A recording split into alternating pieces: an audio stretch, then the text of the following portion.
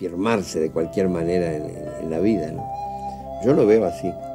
Y hay misterios que con los que uno tiene que aceptar que vive. Nuestro porvenir depende desde luego de cosas muy imponderables. Yo ahora digo que las locuras hay que hacerlas con cierta prudencia, ¿no? En mi propio camino y fue con una influencia de la literatura norteamericana. Y nostalgia por las zapatillas de Don Gaspar. Pues finalmente llegué a... Cantaban en el baño, él recitaba a Martín.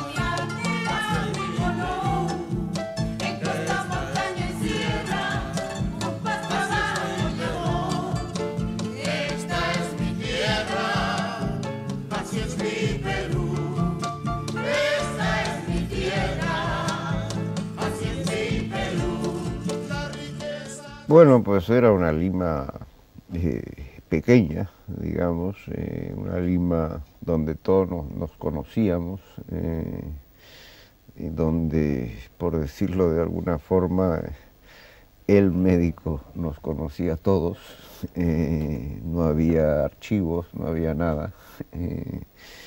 Era una Lima bastante fácil y entrañable a ese nivel, pero que no representaba, creo yo, al país inmenso al cual muchas formas le dio la espalda. Se dijo mucho que Lima era el anti-Perú, que había vivido de espaldas a la realidad.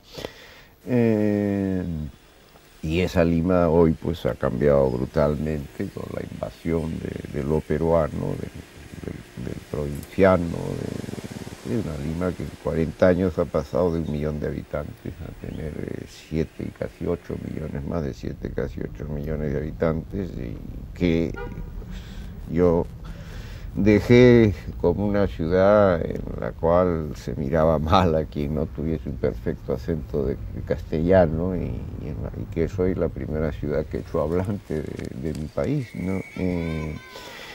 Y bueno, pues la educación mía se da primero en una Lima pues, europeizada totalmente, colegios extranjeros. En realidad, pues, el primero en realidad fue un colegio norteamericano, pero luego un internado británico.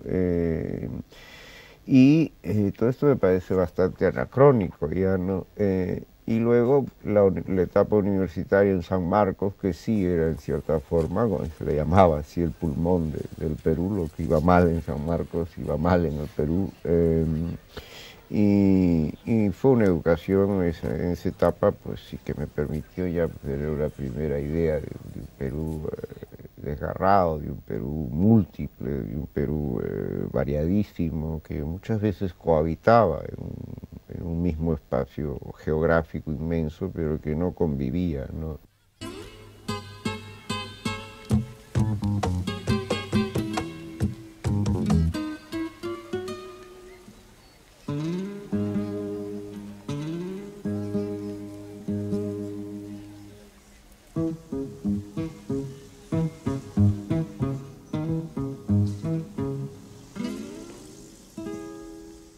Y yo vi todo este panorama de una literatura importante, grandiosa, que se hacía en América Latina y que creo yo que no empieza con ellos, que viene de mucho antes, pero que entonces se había puesto de moda, muy justamente, pero también justamente para lo anterior, ¿no? Y realmente pude ser una especie de observador de lo que ellos representaban, de lo que ellos eran.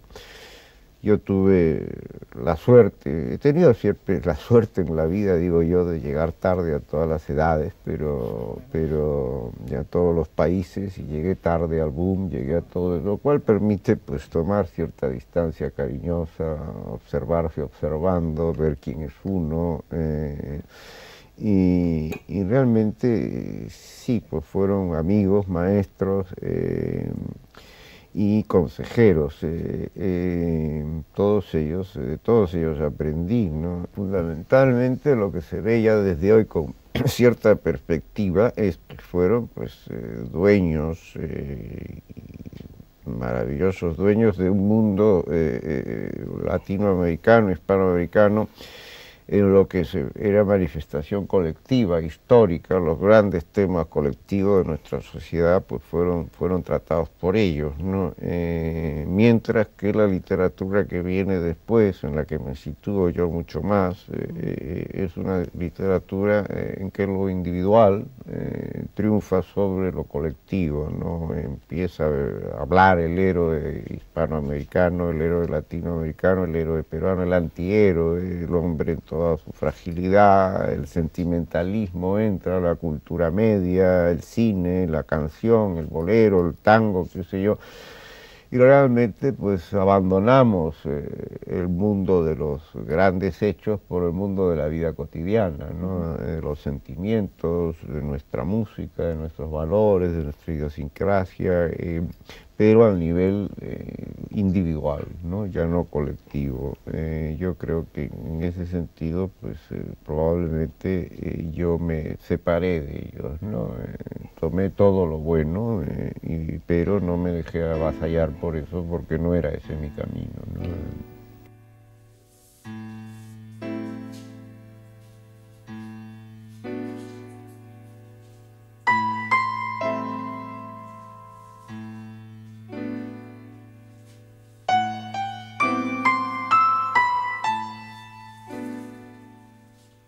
Bueno, yo creo que para mí lo que ha triunfado en toda la literatura mía es la visión de mi vida, de lo que ha sido mi vida. Por ejemplo, pues el triunfo de los sentimientos, de las lealtades, de las amistades, de los afectos, de la ternura por la vida privada y cotidiana, antes que por las grandes ideas, los grandes temas.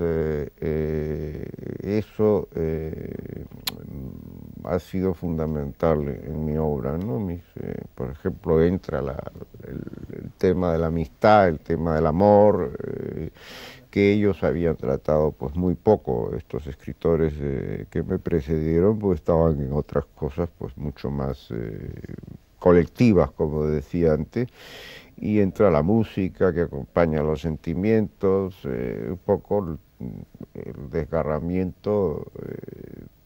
Por ejemplo, un Carpentier era el mundo de la cultura europea, el mundo de la cultura hispanoamericana, los ires y venires de esas culturas. Pues a mí me interesa ya más el sentir americano dentro de una formación cultural europea, y realmente cómo se viven estos encuentros, desencuentros entre personajes desgarrados entre dos mundos, ¿no? Que pues viajan siempre sintiéndose en casa en todas partes, pero al mismo tiempo sienten que aunque están en casa han entrado un poco con el pie izquierdo, ¿no?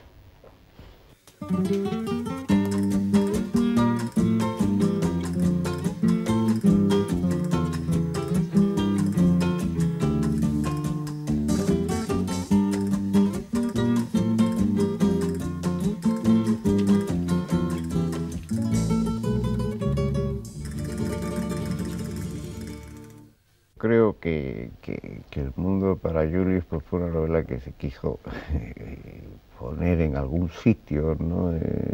Siempre que estas dicotomías que se hacían, literatura del campo, literatura de la ciudad, literatura comprometida, pura, y no era ninguna de esas cosas, de todas tenía, nada excluía y todo trataba de incorporar, pero siempre desde una perspectiva totalmente individualista, sensible, y tal vez incorporando más nuestro placer por contar historias, algo que yo sentía como muy limeño y muy peruano y que tiene sus huellas en toda Hispanoamérica, en toda Latinoamérica, y realmente para mí lo importante era el gusto por contar una historia, y creo que en eso di bastante con una forma de ser de los peruanos que a mí me ha marcado. No quiero decir que sea la única ni excluyente de otras, pero que tampoco puede ser excluida, ¿no?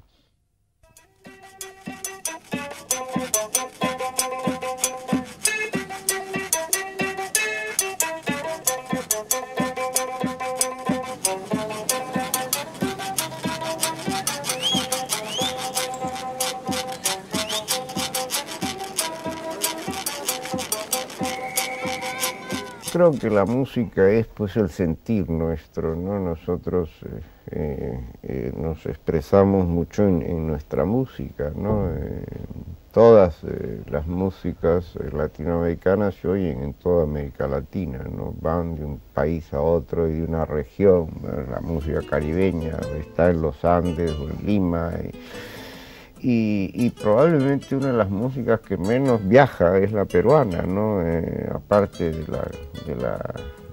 la que se puede componer en París, como el Cóndor pasa, ya lo decía, pero el vals peruano pues, no viaja.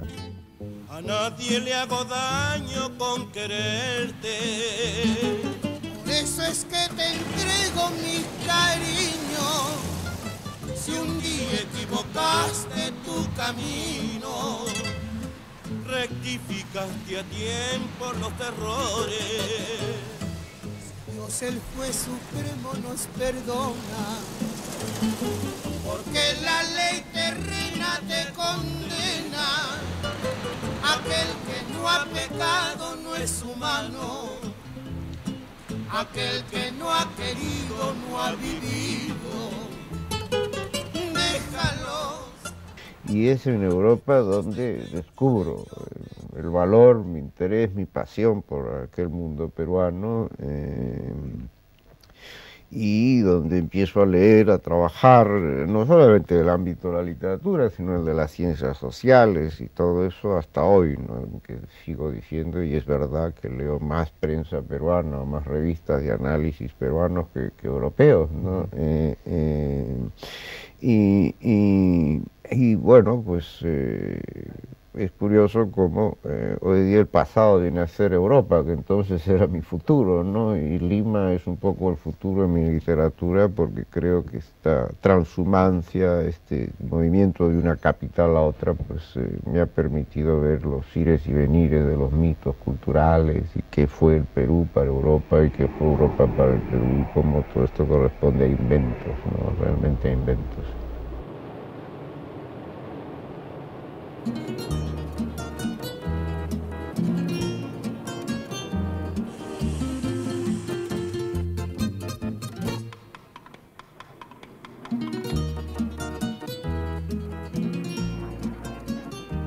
Bueno, pues ya para mí Lima es, yo más que nada, como las veces que vengo me quedo poco tiempo, ¿no? Más que nada la comparo con la Lima que dejé, y de eso ya hace varios lustros, ¿no?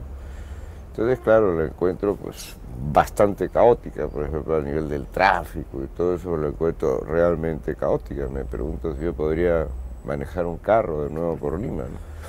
Por ciertas zonas solamente, pero también pues lo que vale en esta ciudad yo creo que es la gente, ¿no? Y como ahora la gente está otra vez con un cierto optimismo, ¿no? Una esperanza de que se está saliendo del fondo del hoyo realmente, pues la encuentras alegre. En mis últimos viajes la encontraba pues deprimida, ¿para qué vienes? No vale la pena, este país se va al diablo. Ahora hay una actitud pues más positiva, entonces si la gente es buena y simpática y además está contenta, pues la impresión de Lima es maravillosa, ¿no?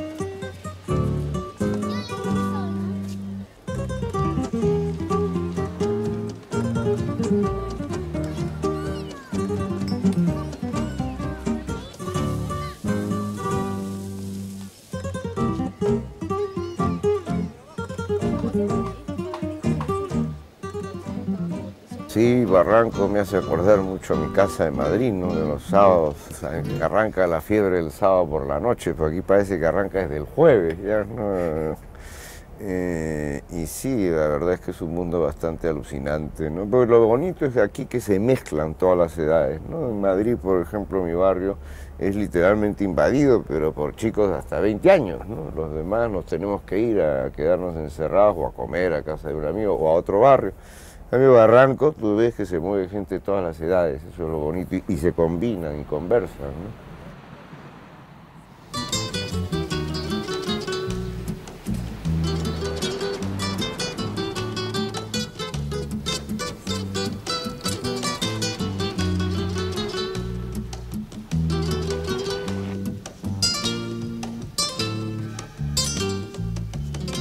Hoy de nuevo nos ponemos frente a frente.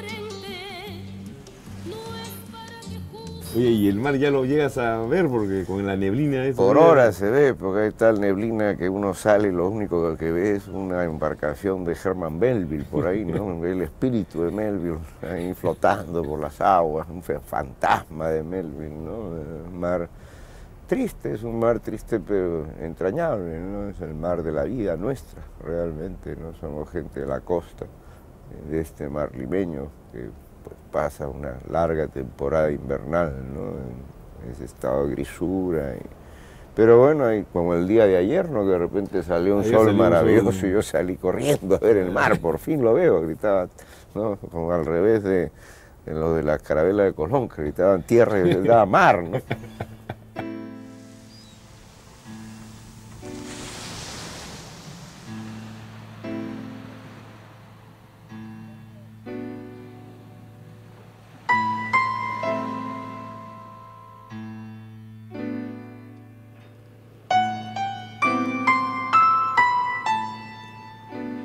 Para mí venir aquí es venir a ver a mi familia y a mis amigos, a esa gente de la cual nunca me he distanciado, ¿no? Yo mi vida ha estado ligada a mis afectos privados, nunca ha estado ligada a grandes ideas ni a grandes ideologías. Y claro, yo reencuentro todos mis grandes afectos, por eso es que yo no me siento nunca un hombre desarraigado, porque mis amigos están acá, ¿no? Y cuando vuelvo al Perú vengo a ver, más bien lo que me angustia a veces es que muchas actividades extra amistosas, digamos, me impidan estar todo el tiempo con mis amigos, ¿no?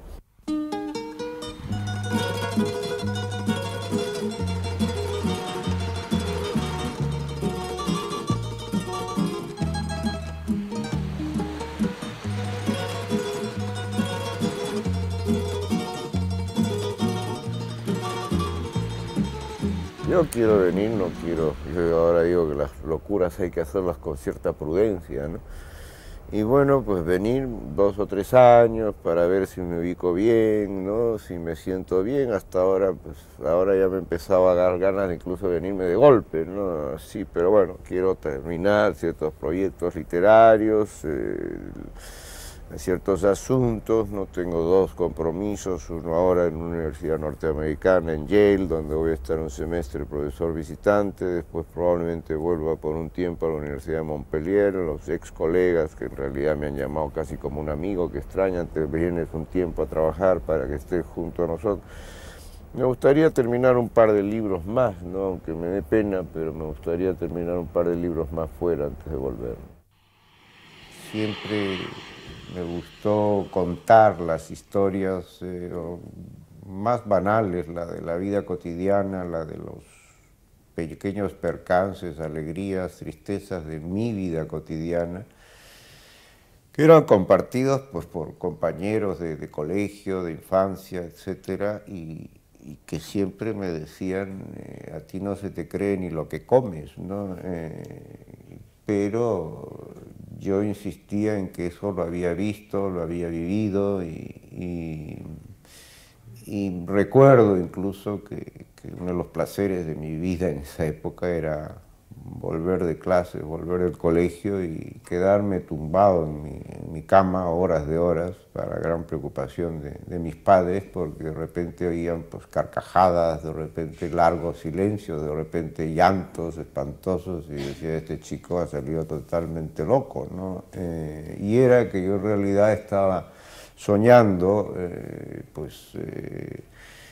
que mataban a mi mejor amigo, y entonces lloraba, entonces de repente pues, reaparecía en otra historia, entonces me alegraba. Hacía una cosa pues, bastante rara para esa edad, que era yacer. Era un chico yacente en realidad. Cuando en alguna vez la realidad se mezcló con la ficción, o sea, porque yo recuerdo muy claramente, teníamos en casa, cuando era pequeño, un vecino español, un amigo de mi padre, que algún día me trajo un libro de regalo y realmente lo puse en la lista negra, ¿no? ¿Cómo podía darme un libro cuando yo contaba mis propias historias? Era como decirme, cállate la boca.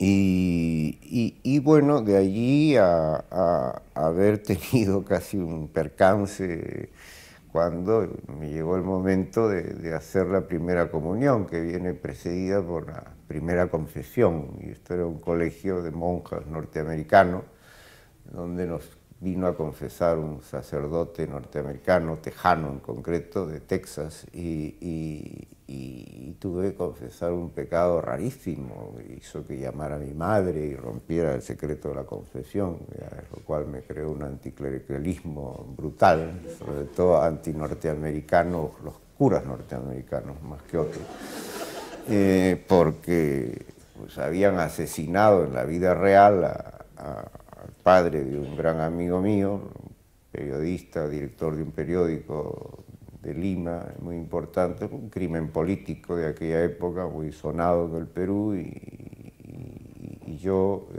estaba con una gripe y habían traído una pérfida tía vieja para que me leyera en la cama y me entretuviera con un libro atroz que se llamaba Corazón, de los Apeninos a los Andes, que me hizo llorar de una forma atroz por el libro, y no lloraba por el padre de mi amigo, ni por mi amigo huérfano. Entonces me confesé eso, que yo había llorado más por unos papeles leídos por una tía que por un crimen real, ¿no?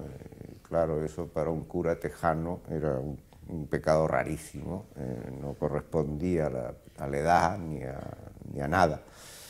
Se lo contó a mi madre, que inmediatamente decidió que era culpa del acento del cura y que mejor educarme en un colegio británico. Pero no aceptar que su niño era raro.